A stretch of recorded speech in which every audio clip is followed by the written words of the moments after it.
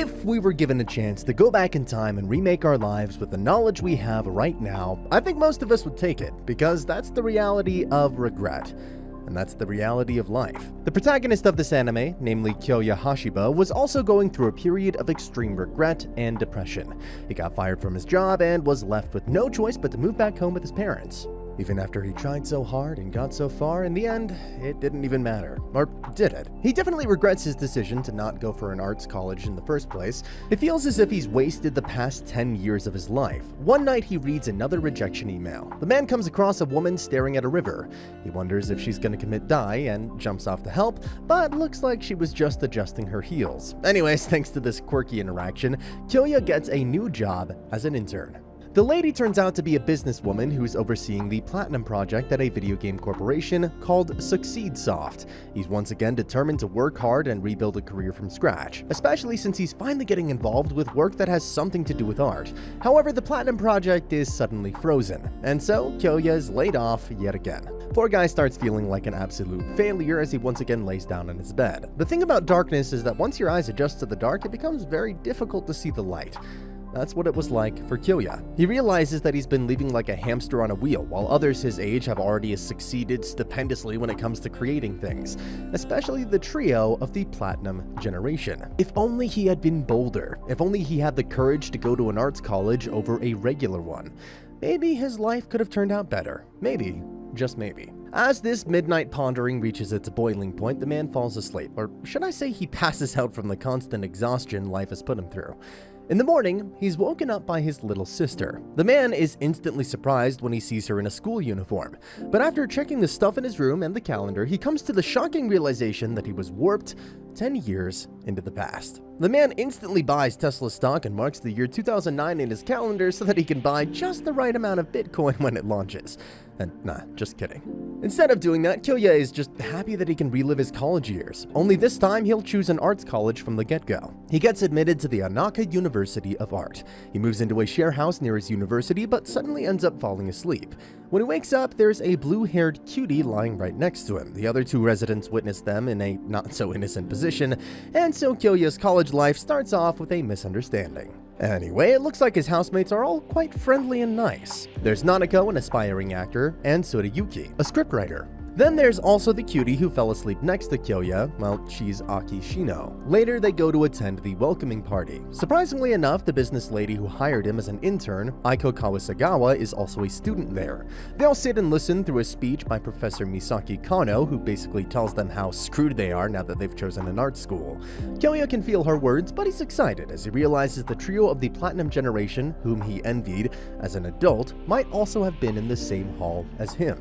Well, lucky for him that the three who are currently living together with him turn out to be the trio of the Platinum generation who will go on to make great strides in the entertainment industry, especially Aki Shino, whose heart was something he himself genuinely loved. The man is as psyched as the rest of us. The students are all given an assignment by Professor Kano. Basically, they have to create a 3-minute short film under the subtext of time. When the four of them sit down to talk about what they'll be doing for this short film, Kyoya shares his thoughts and how he thinks the train station would be the perfect location to do their film.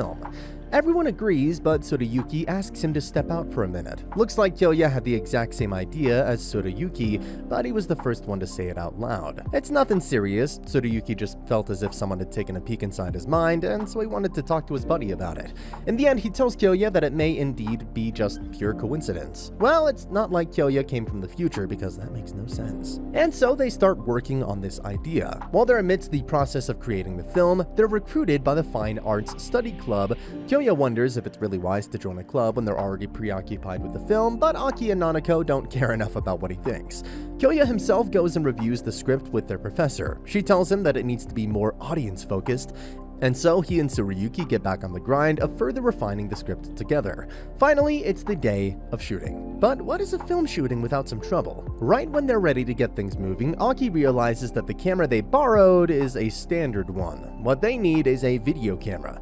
Tsurayuki realizes that he's the one who screwed it up and begins to apologize. They aren't really mad at him though. In fact, Aki states that it can't be helped. But those words send Kyoya's head in a loop. The very same words are the reason he amounted to nothing in the future. her. It's the same excuse that can be repeated countless times, and so right then at that very moment, upon Kyoya's guidance, the crew begins to improvise and adapt to the tools that they had. That's right, instead of recording a video, they just captured still shots at the station. Kyoya then uses his editing experience to create a commendable film from those screenshots.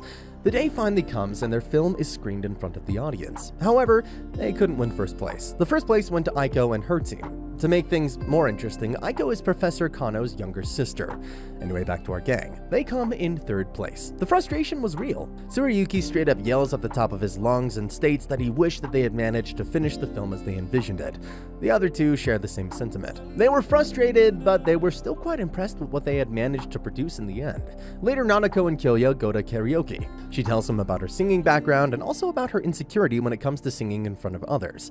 Though since it was just Kyoya, she asks him to listen to her songs. Nanoka sings, Kyoya feels moved, but also gets the idea to sneakily record her song so that it can later be uploaded online. In the following days, the gang parties around with the Fine Arts Club to celebrate their achievement. When Kyoya and Aki were on their way back to the share house, she stops and talks about Kyoya's eyes, how they always seemed so glittery. But compared to him, she feels kind of dejected. Her eyes just don't have the same shine. She wonders if she should quit art, but Kyoya instantly recalls her art, how it inspired him in the future, and so he just tells it as it is. He tells her that she can't stop being an artist. He loves her art. And so hearing him say that, Aki also states that she'll do her best. Then next up, we have the much anticipated beach episode. This is where you realize just how much this anime is carried by the waifus. What happens is that the gang goes to a beach for their summer break assignment. The idea is to film a movie there, together with Aiko as well as the Fine Arts Club. It definitely gets quite hot out there. Even our dense MC isn't immune to the overwhelming impact of a beach episode. Anyway, once the film is taken care of and Kyoya is working on one of his many part-time jobs together with Aiko, he encounters an interesting individual named Keiko. She looks like a kid but is actually their senior. Plus, she's also the leader of a prominent doujin circle named Hallucigenia Soft. Once again, the films are screened, but this time, the gang dominates the competition. They're awarded first place, but even though Nanako previously talked about how she'll sway the scene with her acting prowess, the professor quite explicitly states that the reason they came in first was not because of her. Rather, it's because of the overall approach and the technical aspects of the film. Later, the gang and the Fine Arts Club once again celebrate, this time at the karaoke club. Now, even though Nanako still hadn't fully recovered from this comment, Aiko still persists in asking her to sing. When Nanako wavers, Aiko goes on the offensive and starts criticizing her lukewarm approach when it comes to acting. She's absolutely thorough with her words. Nanako is deeply hurt and finally, she walks out. Obviously, Aiko starts feeling bad and she talks to Kyoya about it as they discuss how she can reconcile with Nanako. Later, while Kyoya's in the Fine Arts Club room, that senior from before named Keiko strolls into the room and tries to recruit Kyoya for her gaming corporation. Kyoya thinks about it for a minute, but then decides his current life with the gang is more important. That same night, while Nanako is inside her room, still dejected, Kyoya plays that recording of her song. It was well edited, and so Kyoya declares that this is the potential her voice has. Nanako starts feeling a little bit more courageous. Then comes the festival. The gang goes with Maid Cafe as their theme, because, of course, the Fine Arts Club also does the same thing together with them. A couple of days go by, and Kyoya finally gets some time to walk around the festival together with Aki. They stroll around, eat stuff, do activities, and then visit an art exhibit. Aki's looking at a painting with great interest. Kyoya also takes a look, but he falls asleep the moment he sees the artist's name. When he wakes up, he finds himself in Aki's lap. The atmosphere is perfect for a kiss, and the two almost do it, but are interrupted by an annoying call. It's Tsurayuki, and he tells Kyoya that they need a replacement singer as the secret guest for the concert because the appointed one can no longer make it. As trouble enters the chat, Kyoya goes and asks Nanako to take up the role. She's, of course, still not over her fear of singing on stage. Though Kyoya shows her his laptop, he uploaded her song yesterday, and yet it already had more than 10,000 views. Everyone was praising her. Seeing how she had already sung in front of those tens of thousands of people, Nanako no longer felt scared of singing in front of a few hundred. At least, not as much as before. The concert commences, she anticipates the moment, but once the beat starts rolling in, Nanako practically obliterates the audience, especially the Haruhi Suzumiya fandom with her beautiful voice and refined tune. She does it all while dressed as a maid. And for the song she sang, it was God Knows from Haruhi Suzumiya. And I'm telling you guys, the nostalgia slap was very real. Another interesting thing I should mention is how it was the year 2006 at this point in the story. And well, The Melancholy of Haruhi Suzumiya anime also aired in 2006. This episode was well executed on so many levels, definitely a job well done. Anyway, back to the plot. When the concert ends, Aki and Kyoya resume where they left off. That's right, they kiss. Unfortunately, Nanako, who also had started developing some feelings for Kyoya, just so happened to see the kiss. She feels sad, but doesn't let her feelings get in Aki and Kyoya's way. Alright, now that the troubles of both Aki and Nanako have been resolved, it's time for Tsuruyuki. Looks like he's been skipping classes for quite a few days. He spends most of his time working endlessly on part-time jobs. The situation wasn't looking good. Naturally, Kyoya, Aki, and Nanako are worried about him. Then, unfortunately, the exhaustion begins to overwhelm him, and Tsuruyuki collapses. He wakes up in a doctor's clinic and then shares his backstory with Kyoya. He comes from a family of doctors. He was supposed to follow the same path, but since what he actually wanted was a career in scriptwriting, he bailed from his home. Right now, he's stuck taking care of all the expenses by himself. Hearing this, Kyoya has nothing but empathy for his buddy. They later hold another house meeting, and this time, he reveals how they should make a doujin game, which they can then sell through Keiko's circle. When they're done, they can use the profits to help Tsuruyuki with his expenses. However, this was a massive commitment that they'd be dedicating the majority of their time and effort to this project, which is why their performance in class will definitely deteriorate. But even so, they had each other's back. The game creation project begins, but before it could amount to anything, they receive a visitor accompanied by a bulked-up bodyguard. Her name is Sayuri. She greets Tsuruyuki with a smooch and then reveals herself as his fiancée. On the surface, she's beautiful, nice, friendly, and someone who also treats everyone to a hot pot. But then she complicates the situation by telling Tsuruyuki to come back home with her, become a doctor, and then her husband. Tsuruyuki knew this was coming. He didn't comply at the moment, and everyone keeps working on the game. Though the schedule is really tough. The further along they are in the process, the tougher it is to advance further. Since it's the winter break, they go all out. But when the break's over, it's back to the grueling grind. Aiko sees what's going on and criticizes Kyoya's demanding leadership because at this rate, they all may burn out before the completion of the project. So the next time they're all exhausted, he tells everyone to rest a little. Unfortunately, it backfires, since they're now even further behind schedule. Sayuri was also making visits to the share house every now and then, but after a conversation with Tsuruyuki and Kyoya, where Tsuruyuki tells her that he's not going back and Kyoya backs him by telling Sayuri to respect his choice, she goes back home. Just like that, there's only 1 month before the game's launch date, and as you can expect, they're way behind schedule. Unfortunately, this causes Kyoya to make some major changes to the game. In doing so, he upsets Kyoya because he significantly altered the original script, and even Aki's artwork suffers a concession. On the promised day, there's only a few hours left before the big moment when the game finally launches. Kyoya is still on the grind trying to fix all the countless bugs that have randomly showed up all over the game. He once again didn't sleep, but thankfully, they made it. The game called Harusora is released on time and is a genuine success. Everyone celebrates, but they all know that the process left a lot to be desired since plenty of things were compromised, especially Tsuruyuki, who just couldn't see himself as a successful scriptwriter anymore. His scripts were compromised many times, and it's pretty clear that all their success is thanks to Kyoya and not him. The man expresses his thoughts to Kyoya and then states that it's better for him to just drop out. Naturally, this has just as much of an impact on Kyoya as it did Tsuruyuki. Our protagonist was overwhelmed. He realized that it was his involvement that led to Tsuruyuki changing his path because otherwise, Tsuruyuki was going to end up as one of the esteemed Platinum Generation members. It rains as he indulges in this depression. Strangely enough, he comes across Keiko before going to sleep. By this point, it was the year 2007. However, when he wakes up, he's greeted by a little girl whose name is Maki Hashiba. That's right, it's his daughter. It's the year 2018, and our boy now has a daughter with Aki. He's obviously confused, but it's quite wholesome to see him all confused around his new family.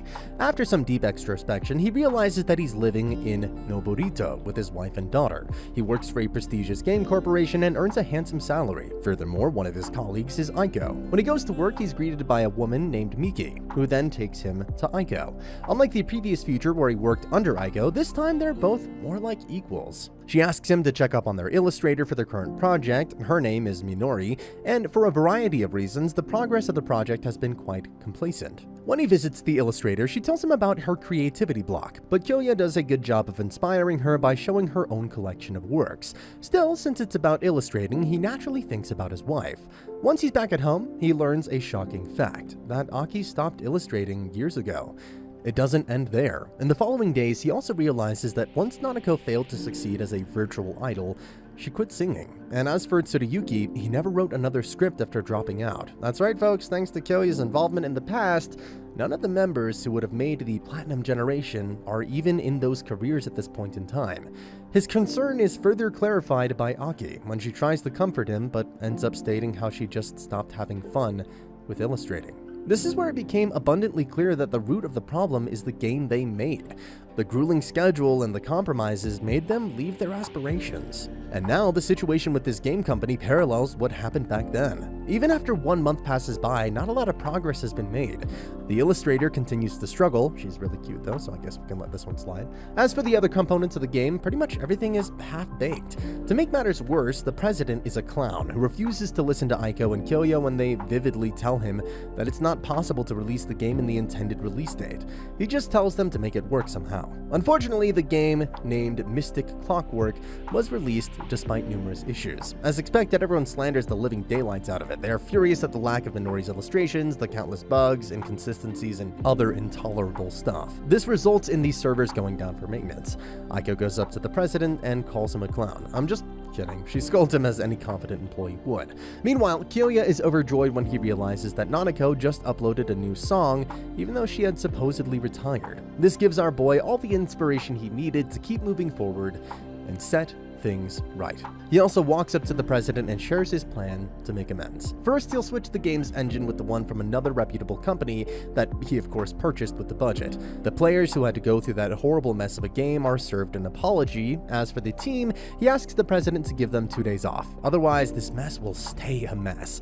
The president was reluctant, but since he didn't want to screw up as badly as before, he lets Kyoya be the man of the company. Kyoya himself starts by visiting Minori again. This time, she shows her artwork from the game they produced back in college. The illustrator starts feeling the creative beats again and gets to work. Slowly but surely, everything else is in motion as well, except for Aiko. She seems to be leaving for Okinawa. Kyoya wonders if she's quitting the company, and so he rushes to the airport. Much to his dismay, she starts criticizing him for lacking confidence despite everything he's capable of. Though in the heat of the moment, Aiko also ends up expressing her true feelings for him. Sadly for her, Kyoya was now a married man. Anyway, she leaves for Okinawa, but promises that she'll return soon after a quick break. Kyoya just takes a moment to breathe and realizes how much things changed because of him. He wonders if it's possible for him to go back one more time. That's when a familiar face appears before him. It's Keiko, and she looks the same as she did 11 years ago. She didn't even need to say much. Kyoya instantly deduced that the one behind the time travel was her. He tells her that he needs to go back again. She asks if he's sure about that. He may not be able to have the same happiness he's created for himself, a career, his wife, his daughter. He may not be as happy as he is right now. Is he really ready to cast aside this dream life? But Kyoya states that he doesn't want it to be at the expense of his friends. If possible, he'd rather face the challenges with all of them. Hearing this, Keiko is ready to wrap him back to the past, but he stops her right then. He still hasn't said goodbye to his family. When he returns back home, his daughter runs up to him and shows him her mother's drawing. As it turns out, she just felt like drawing after checking out the Mystic Clock game, and more importantly, after she saw Maki draw something. This makes the guy emotional, and he instantly hugs them both.